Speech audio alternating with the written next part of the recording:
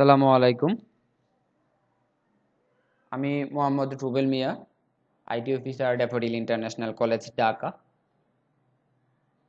আজকে আমি যেই জিনিসটা দেখাবো সেটা হচ্ছে মূলত আমাদের যেহেতু গুগল থেকে আমাদের ভিডিও কলটা রেকর্ডিংটা অফ করে দিয়েছে, তার জন্য আমরা আমাদের সিস্টেমের মাধ্যমে, স্মার্ট রেডিও সিস্টেমের মাধ্যমে আমরা কিভাবে রেকর্ডিং করতে পারি, দেন হচ্ছে সেগুলোকে আবার কিভাবে স্টোর করতে পারি, বা অন্যান্য মডিউলগুলোকে আমরা কিভাবে আমাদের মিটিং পারপাসে আমরা সেগুলোকে ইউজ করতে পারি, তার বিস্তারিত দেখানোর চেষ্টা করব। তো আমি আহ, আমার পুরো প্রেজেন্টেশনটাকে বা আমার পুরো রেকর্ডিংটাকে আপনাদের জন্য আমি যা দেখাবো তা আমি অলরেডি একটা পিডিএফ ফাইল রেডি করেছি। সেখানে আমি প্রথমে যেটা দিয়ে শুরু করব সেটা হচ্ছে আমাদের একটা ফ্লো চার্ট, যেটার মাধ্যমে আমি আমার পুরো প্রেজেন্টেশনটাকে সাজিয়েছি। তো আপনারা এখানে দেখতে পাচ্ছেন যে আমরা কোন কোন মডিউলের কম্বিনেশনে আমাদের এই কাজটা সাজিয়েছি বা কিভাবে আমরা কাজগুলো করব। তো এখানে প্রথমে আমরা আমাদের সিস্টেমের যে ক্যালেন্ডার মডিউলটা আছে সেই ক্যালেন্ডার মডিউল থেকে আমরা কি কি কাজগুলো করতে পারছি বা কিভাবে করব সেগুলা, দেন হচ্ছে সেখান থেকে আমরা কিভাবে রেকর্ডিং এ যেতে পারি, দেন হচ্ছে আমরা পাশাপাশি আমরা ক্যালেন্ডার মডিউলটাকে ইউজ না করে আমরা কিভাবে ভিডিও কল মডিউলটাকে ইউজ করে আমরা রেকর্ডিং গুলো করতে পারি। সেই ক্ষেত্রে রেকর্ডিং করার পরবর্তীতে আমরা আমাদের প্রয়োজনীয় যেই টাস্কগুলো আছে, যেরকম অ্যাসাইন টাস্ক বা ফলো আপ নেওয়া, রিপোর্টিং, সবগুলো কাজ আমরা কিভাবে আমাদের স্মার্ট নোট, প্রজেক্ট বা টাইমশিট মডিউল ব্যবহার করে আমরা কাজগুলো করতে পারি, তার বিস্তারিত আপনাদের একটু দেখানোর চেষ্টা করব। তো আমি প্রথমেই যেটা দিয়ে শুরু করব সেটা হচ্ছে যে আমাদের ক্যালেন্ডার মডিউল। তো ক্যালেন্ডার মডিউল আমরা অলরেডি সবাই জানি, আমাদের সিস্টেমের সাথে আমরা গুগলের যে ক্যালেন্ডারটা আছে সেটা যদি আমরা অটোমেটিকলি সিনক্রোনাইজ করে নিই, তাহলে অনেকটা আমাদের এরকম একটা ভিউ আসবে। সো আমি এখানে প্রথমে আমাদের ফাইলটা দিয়ে দেখাচ্ছি। তো এখানে আপনারা দেখতে পাচ্ছেন যে আমাদের ক্যালেন্ডার মডিউলে আমরা যখন সিনক্রোনাইজ যদি না করে থাকি আমরা করে নিব প্রথমে। তো নেওয়ার পর দেখা যাচ্ছে যে আমরা যেই মিটিংগুলো আমরা কল করছি সেগুলো অটোমেটিকলি আমাদের সিস্টেমের যে ক্যালেন্ডার আছে সেগুলো অটো অ্যাড হয়ে যাবে। তো এইখান থেকে আপনার একটা গ্রাফিক ক্যালেন্ডার একটা ভিউ দেখতে পাচ্ছেন। দেন পাশাপাশি আমি পরবর্তীতে একটা লিস্ট ভিউ আকারে দেখিয়েছি যে আমরা ক্রিয়েট করার পর সেগুলো কিভাবে থাকে। সো আমি এখানে পাশাপাশি অলরেডি দেখিয়েছি যে আমরা কিভাবে ইন্টারনাল বা এক্সটার্নাল মিটিংগুলো করতে পারি, সেখানে কাউকে কিভাবে অ্যাড করতে পারি যারা মানে অ্যাড না থাকবে আমাদের সিস্টেমের মধ্যে। সো তার বিস্তারিতগুলো আমি আমার পুরো ফাইলটার মধ্যে আমি দেখিয়েছি। তো তো আমি যদি আমার মডিউলে চলে যাই, তো আপনারা এখানে দেখতে পাচ্ছেন যে যেহেতু আমাদের সিস্টেমের সাথে আমরা গুগলের যে ক্যালেন্ডারটা আছে সেটা সিনক্রোনাইজ করে নিয়েছি।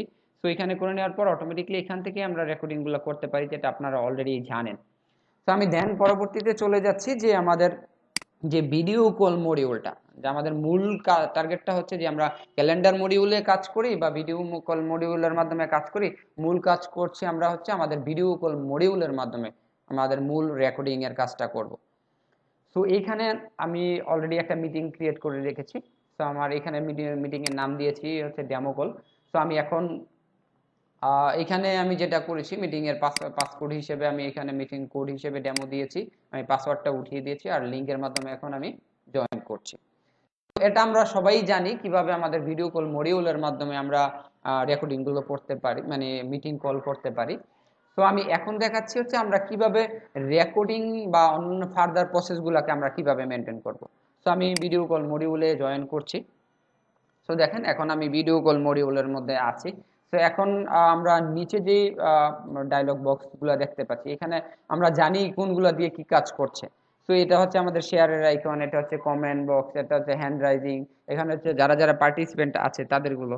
সো দেন দেখেন ডান দিক থেকে 2 নম্বরে যে একটা মোর অপশন আছে, যেটা থ্রি ডট। সো এই থ্রি ডটে যদি আমি ক্লিক করি, আমরা এইখানে দেখতে পারবো অসংখ্য অপশন আছে, মানে অনেকগুলো অপশন আছে। তো এইখান থেকে আমরা চলে যাব হচ্ছে রেকর্ডিং এ। তো দেখেন এখানে আছে যে স্টার্ট রেকর্ডিং নামে একটা অপশন আমরা দেখতে পাচ্ছি।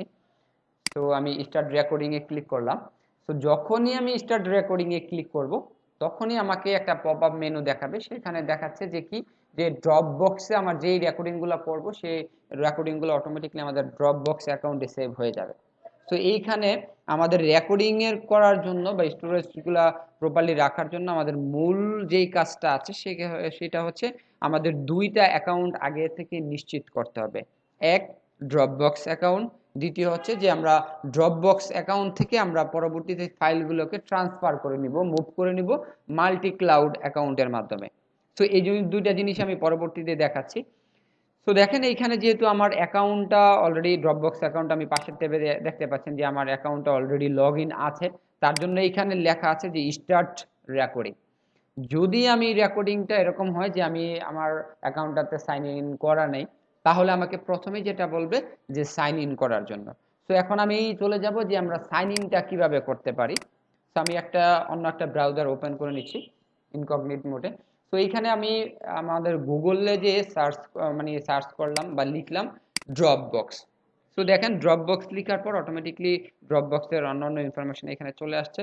সো আমরা ড্রপবক্সের যে প্রথম লিঙ্কটা আছে সেটাতে চলে যাব। তো দেখেন আমি প্রথম যে লিঙ্কটা আছে এটাতে যদি আমি পাশের ট্যাবে ওপেন করি, তো আমরা এরকম একটা ইন্টারফেস দেখতে পাচ্ছি। তো এইখান থেকে আমরা ধরে নিচ্ছি আমাদের ড্রপবক্স অ্যাকাউন্ট ক্রিয়েট করা নেই। তো আমি সাইন ইনে ক্লিক করলাম। সাইন ইনে ক্লিক করার পর দেখেন আমাদের যাদের অলরেডি সাইন ইন করা আছে বা অ্যাকাউন্ট ক্রিয়েট করা আছে তাদের হচ্ছে পাসওয়ার্ড, ইমেল আর পাসওয়ার্ড দিলে সেটা অটোমেটিকলি কাজ হয়ে যাবে, সাইন ইন হয়ে যাবে। আর যাদের হচ্ছে আমাদের অ্যাকাউন্ট ক্রিয়েট করা নেই, আমরা ক্রিয়েট অ্যাকাউন্টে ক্লিক করব। তো দেখেন যখন আমি ক্রিয়েট অ্যাকাউন্টে ক্লিক করেছি, এখানে আমাদের কিছু ইনফরমেশন চাচ্ছে, আমার first name, last name, email, password. Then হচ্ছে আমি এগ্রি করতে চাই কিনা, মানে এগ্রি বাটনটাতে ক্লিক করব। ক্লিক করে যখন আমি ক্রিয়েট অ্যাকাউন্ট দিব, অটোমেটিকলি আমি এখানে আমার যেই ইমেলটা ইউজ করছি ওই ইমেলের মধ্যে একটা নোটিফিকেশন চলে যাবে। তো সেই ইমেল থেকে যদি আমি আমার অ্যাকাউন্টটাকে অ্যাক্টিভ করে নেই, তাহলে আমার ড্রপবক্স অ্যাকাউন্টটা ক্রিয়েট হয়ে যাবে। তো যখনই আমার ড্রপবক্স অ্যাকাউন্ট ক্রিয়েট হয়ে যাবে, তখন আমি আবারও আমার যেটাতে লগ ইন করা আছে আমি সেটাতে চলে যাচ্ছি। দেখেন এইখানে ড্রপবক্স অ্যাকাউন্টটা কিন্তু আমার লগ ইন করা আছে, আমি এটা দিয়ে দেখাচ্ছি। তো দেখেন এইখানে অনেকগুলো, আমরা বাম পাশের নেভিগেশন বারে অনেকগুলো অপশন দেখতে পাচ্ছি। এখান থেকে আমরা চলে যাব হচ্ছে রিসেন্ট ফাইল থেকেও আমরা দেখতে পারি বা অল ফাইল থেকেও আমরা দেখতে পারি। তো আমি অল ফাইলে ক্লিক করলাম। তো যখনই আমি অল ফাইলে ক্লিক করব, দেখেন সবার উপরে আমরা দেখতে পাচ্ছি অ্যাপস নামে একটা অপশন আছে। সো আমি অ্যাপসে ক্লিক করলাম। দেন হচ্ছে যেহেতু আমরা ভিডিও কল মডিউলের মাধ্যমে আমাদের রেকর্ডিংগুলো করছি, সো আমাদের রেকর্ডিংগুলো অটোমেটিকলি জিটসি মিটের মাধ্যমে রেকর্ডিংগুলো হয়ে থাকে। তো এখানে জিটসি মিটের অটোমেটিকলি একটা ফোল্ডার ক্রিয়েট হয়ে যাবে। যেরকম আমরা গুগলের ক্যালেন্ডারে যখন মিটে যখন রেকর্ডিংগুলো করতাম, তখন আমাদের একটা ফোল্ডার ক্রিয়েট হয়ে যেত গুগল মিট নামে, মিটের রেকর্ডিং এর করার জন্য। সো ঠিক একইভাবে এখানেও একটা ফোল্ডার ক্রিয়েট হয়ে গেছে মিট রেকর্ড নামে, জিটসি মিট নামে। তো আমি জিটসি মিটে ক্লিক করলাম। দেন দেখেন এইখানে আরেকটা ফোল্ডার আছে রেকর্ডিং, প্রত্যেকের ক্ষেত্রে সেম ভাবেই থাকবে। তো দেখেন এইখানে আমার যেই ফাইলগুলো আমি মানে রেকর্ডিংগুলো অলরেডি আমি করেছি সেই রেকর্ডিংগুলো আমি এখানেই দেখতে পাচ্ছি। তো এইখান থেকে আমি চাইলে যে কোনো একটাকে সিলেক্ট করে এখান থেকে আমি ডিলিট করতে পারবো, ডাউনলোড করতে পারবো, বা অন্য একটা ড্রপবক্স এখানে আলাদা অন্য একটা ফাইলে আপলোড করতে পারবো। বা এই যে থ্রি ডটে ক্লিক করলে দেখেন এখানে শেয়ার অপশন আছে, আমি কারোর সাথে শেয়ারও করতে পারবো এখান থেকে। বা এখানে আমি যেই ফাইলটাকে সিলেক্ট করেছি এদিকে ডান দিকেও অপশন আছে একটা শেয়ার নামে। তো আমি এখানেও যদি ক্লিক করি আমি এখান থেকে শেয়ার করতে পারবো। পাশাপাশি আমি যদি এখানে ক্রিয়েটে ক্লিক করি, দেখেন আমার লিঙ্ক একটা ক্রিয়েট হয়ে যাবে, আমি এই লিঙ্কটা কারোর সাথে শেয়ারও করতে পারবো। তো ঠিক একইভাবে আমি সব মানে প্রত্যেকের ক্ষেত্রে সেম প্রসেসগুলো আমরা ফলো করতে পারি বা সেম ভাবে কাজগুলো হয়ে থাকে। দেন হচ্ছে আমরা যে এখানে একটা সবচেয়ে বড় লিমিটেশন হচ্ছে যে আমরা ড্রপবক্সে যে কাজগুলো করছি বা রেকর্ডিং গুলো হচ্ছে, এখানে ফাইলের স্টোরেজ হচ্ছে 2 জিবি পর্যন্ত।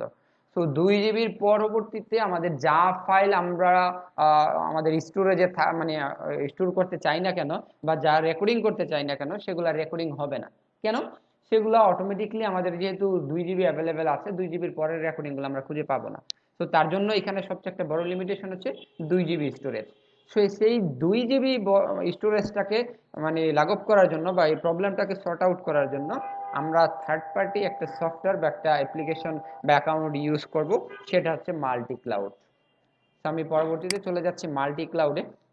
তো দেখেন যেহেতু আমার অলরেডি আমার অ্যাকাউন্টে আমি লগ ইন করা আছি, তার জন্য এরকম একটা ইন্টারফেস আমি দেখতে পাচ্ছি।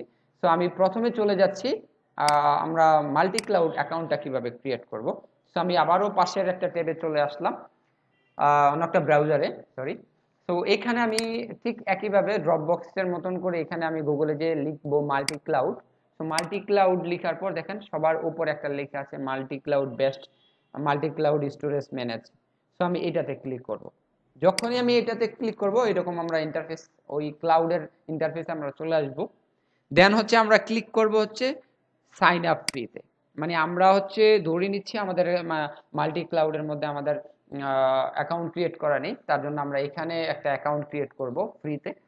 তো এখানে ঠিক ড্রপবক্সের মতন করে আমরা আমাদের নাম, ইমেল, পাসওয়ার্ড, ভেরিফিকেশন কোড এগুলো দিব। দেওয়ার পর ক্রিয়েট অ্যাকাউন্টে ক্লিক করলে অটোমেটিকলি আগের মতন করে ড্রপবক্সের মতন করে আমাদের ইমেলে একটা নোটিফিকেশন চলে যাবে সেটাকে অ্যাক্টিভ করার জন্য।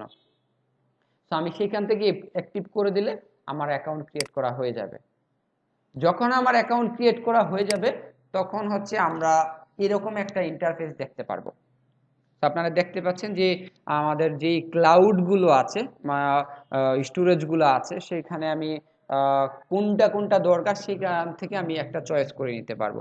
যেহেতু আমাদের জিটসিমিটের রেকর্ডিংগুলো হচ্ছে ড্রপবক্সে, তো আমরা এখন চাবো হচ্ছে ড্রপবক্স থেকে আমরা ফাইলগুলোকে ম্যানুয়ালি ডাউনলোড না করে বা আপলোড না করে আমরা অটোমেটিকলি কিভাবে করতে পারি, তার জন্য আমরা মাল্টি ক্লাউডে আসা। তো দেখেন এইখানে আমার ড্রপবক্স এর ক্লাউডও অ্যাড করা আছে, এখানে ডিভাইসও অ্যাড করা, ড্রাইভও অ্যাড করা আছে, প্লাস হচ্ছে গুগল ড্রাইভও আছে। সো আমি এখন কি করব, আমি ড্রপবক্স আর মাল্টি ক্লাউড এই দুটাতে কাজ করব। তার জন্য আমি ড্রপবক্সটাকে আগে নিচে দেখেন এখানে আমার যদি আমি যেহেতু অলরেডি কাজ করেছি তার জন্য আমার ড্রপবক্স আর গুগল ড্রাইভটা বাম পাশে নেভিগেশনে দেখাচ্ছে। সো আপনারা যেহেতু ফার্স্ট অ্যাকাউন্ট ইউজার হয়ে থাকলে সো আপনাদের এখানে ক্লাউডগুলো অ্যাড করা থাকবে না। সো আমরাকে তখন ওই ক্লাউড যেই ক্লাউডটা আমরা অ্যাড করতে চাই সেটাতে ক্লিক করে দুই একটা প্রসেস স্টেপ আসবে অ্যালাউ করার জন্য, সেই প্রসেসগুলো যদি আমি অ্যালাউ করে দিই অটোমেটিকলি আমার ড্রপবক্সটা এখানে অ্যাড হয়ে যাবে। ঠিক একইভাবে ড্রাইভটাও আমরা এখানে অ্যাড করব।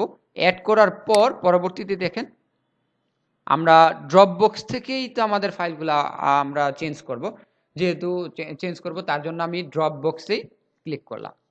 ঠিক আগের মতন আমি ড্রপবক্সে পাশের ট্যাবে দেখেন আমি এখানে যেটা করেছিলাম আমাদের অ্যাপস, জিটসিমিট, রেকর্ডিং, এই ফ্লোতে আমি আমার রেকর্ডিংটাকে খুঁজে নিয়েছি। ঠিক একইভাবে আমি মাল্টি ক্লাউডের মধ্যেও ঠিক সেম প্রসেসই কাজ করব। দেখেন মানে ড্রপবক্সের এই যে অ্যাপসে গেলাম, দেন হচ্ছে আমি ঠিক ড্রপবক্সের মতন করে এই পাশে কি কোথায় গিয়েছিলাম, জিটসিমিটে। ঠিক এইখানেও আমি কি করব, মাল্টি ক্লাউডে এসে জিটসিমিটে, তারপর কোথায় যাব, রেকর্ডিংয়ে। দেখেন এইখানে যেই রেকর্ডিংগুলো আমরা দেখতে পাচ্ছি আমাদের ড্রপবক্সে ঠিক এই সেম রেকর্ডিংগুলোই কিন্তু ছিল। সো আমাদের ড্রপবক্সে যা রেকর্ডিং থাকবে, যা ফাইল থাকবে, আমাদের সেই ফাইলগুলো আমরা এখান থেকে দেখতে পারবো। সো আমি আবারও মাল্টি ক্লাউডে চলে আসলাম। সো এখানে আসার পর আমি এখন যেটা করব, আমি এখান থেকে আমার ফাইলটাকে ট্রান্সফার করে ড্রাইভে নিয়ে যাব, যাতে আমার ম্যানুয়ালি কাজ না করতে হয়। সো আমি এখন যে কোনো একটা ফাইলকে চয়েস করলাম। সো আমি এটাকে চয়েস করলাম। দেখেন এটাকে সিলেক্ট করার পর দেখেন অসংখ্য অপশন এখানে চলে এসেছে। আমি যদি সিলেক্ট না করি তাহলে আমার অপশনগুলো কিন্তু আসবে না। তো আমি সিলেক্ট করার পর এখানে আমি দেখতে পাচ্ছি কপি, ডাউনলোড, এখান থেকে আমি শেয়ার করতে পারবো, ডিলিট করতে পারবো, রিনেম করতে পারবো। তো এইভাবে করে কপিও করতে পারবো। তো আমি এখন চাচ্ছি সেটাকে কি করতে, আমাদের ড্রাইভের মধ্যে নিয়ে যেতে। সো তার জন্য আমি কি করব, কপিতে ক্লিক করব। সো আমি যখনই কপিতে ক্লিক করেছি দেখেন এইখানে আমি কোথায় কপি করতে চাচ্ছি আমার অ্যাভেলেবেল ডিরেক্টরিগুলো বা স্টোরেজগুলো আমার এখানে চলে এসেছে। সো আমি এখন আমাদের প্রয়োজনীয় অনুসারে আমাদের ডিরেক্টরিগুলো আমরা এখান থেকে চয়েস করে দেব। তো আমি চাচ্ছি ড্রপবক্স থেকে ড্রাইভে নিয়ে যেতে, তার জন্য আমি ড্রাইভের যে অ্যারো চিহ্ন আছে বাম পাশে এটাতে ক্লিক করলাম। তো আমি যখনই ক্লিক করব আমার এখানে একটু টাইম নেবে, অটোমেটিকলি তখন আমার ফাইলগুলো একটু কয়েক সেকেন্ড পর আমার ফাইলগুলো চলে আসবে। তো দেখেন আমাদের গুগল ড্রাইভে যেই ফোল্ডারগুলো আছে এই সবগুলো ফোল্ডার আমি এখানে দেখতে পাচ্ছি। সো আমি চাইলে যে কোনো একটা ফোল্ডারের মধ্যে সেগুলোকে মুভ করতে পারবো, কপি করতে পারবো, প্লাস হচ্ছে আমি চাইলে যে কোনো একটা ফোল্ডার নিজে ক্রিয়েট করতে পারবো। সো আমি চাচ্ছি এখন আমাদের যে গুগল ড্রাইভ আছে এইটার মধ্যে একটা আলাদা করে একটা ফোল্ডার তৈরি করব। তাহলে এইখানে দেখেন আমি যখন গুগল ড্রাইভের এখানে কার্সর রাখছি ডান দিকে একটা প্লাস চিহ্ন দেখা যাচ্ছে, এখানে ক্লিক করলে আমার একটা ফোল্ডার ক্রিয়েট হয়ে যাবে। তো আমি নাম দিচ্ছি টেস্ট।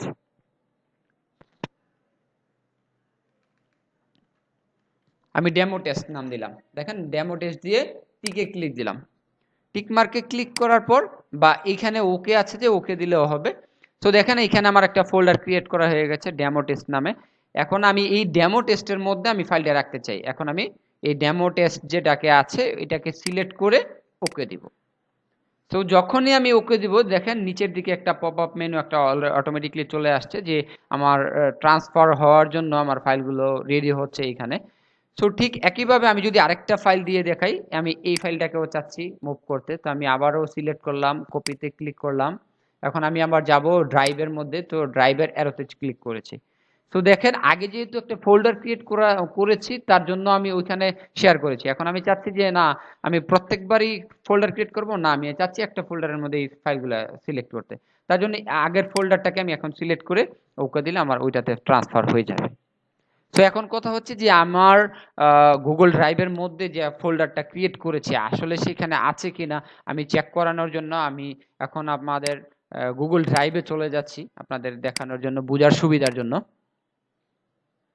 তো দেখেন এই হচ্ছে আমার গুগল ড্রাইভ। তো এখানে আমি একটা ফোল্ডার ক্রিয়েট করেছি ডেমো টেস্ট নামে। তো আমি এখন ডেমো টেস্টটাকে খুঁজি।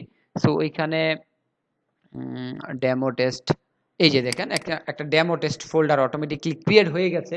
আমার ফাইলটাও ট্রান্সফার হয়ে গেছে। আমি একটু যদি ইয়া করি, হ্যাঁ আমার ফাইলটা ট্রান্সফার হয়ে গেছে। দেখেন আমি আমাদের ডেমো টেস্ট যে ফোল্ডারটা আমি তৈরি করেছি গুগল ড্রাইভে, তো এখানে আমার ফাইলটা অটোমেটিকলি চলে আসছে যেটা আমি এখান থেকে শেয়ার করেছি। আর লাস্ট যেই ইয়াটা ছিল, ভিডিওটা ছিল, এই যে লাইভ অন লাস্টে হচ্ছে 55। আমি এটাকে যদি একটু চেক করি লিস্ট ভিউতে যেয়ে দেখেন লাস্টে 55, তার মানে ফাইলটা আমার ট্রান্সফার হয়ে গেছে। এখন আমার কাজ হবে কি, আমি যে ফাইলটা ট্রান্সফার হয়ে গেছে আমি এখন চাইলে এখান থেকে কি করতে পারি, ডিলিট করে দিতে পারি।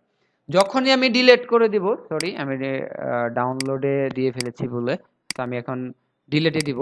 তো আমি যখনই ডিলিট করে দিব তখন কিন্তু আমার ড্রপ বক্সের যে স্টোরেজ আছে 2 GB স্টোরেজ তখন কিন্তু অটোমেটিকলি খালি হয়ে যাবে। তো এই এইখানে যখন খালি হয়ে যাচ্ছে তখন আমি আমার প্রয়োজন মতো আমাদের যেই রেকর্ডিংগুলো আছে বা ফাইলগুলো আছে আমি তখন কিন্তু এখানে রাখতে পারছি। তো এই হলো আমরা ভিডিও কল মডিউল ইউজ করে ভিডিও কলের পাশাপাশি এক্সটেনশনালি আমরা কিছু সাবসিকুয়েন্ট মডিউল বা অ্যাকাউন্টের মাধ্যমে আমরা আমাদের রেকর্ডিংগুলো কিভাবে করতে পারি, সেই রেকর্ডিং করার পর সেগুলোকে আমরা কিভাবে স্টোরেজ করতে পারি।